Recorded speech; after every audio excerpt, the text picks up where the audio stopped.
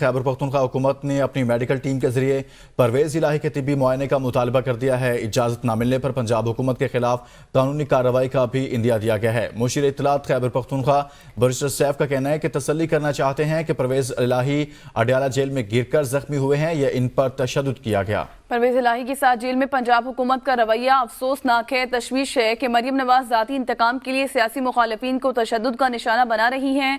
बैनुल-अक़वामी क़वानीन के तहत मरियम नवाज को तशद्दुद का मुर्तकब ठहराएंगे।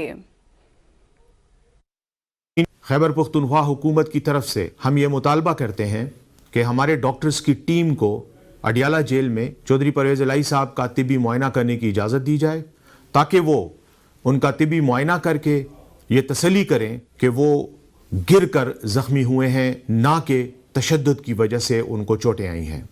हमें शदीद तशवीश है क्योंकि पंजाब में मरियम नवाज की ज़ालिमाना और आमिराना हुकूमत और जिस अंदाज में वो अपने सियासी मुखालिफिन को तशद्दुद का निशाना बना रही हैं, आप बैनुल-अक़वामी क़वानीन के तहत भी तशद्दुद, जो कि एक आलमी जुर्म है, की मुर्तकिब ठहरेंगी।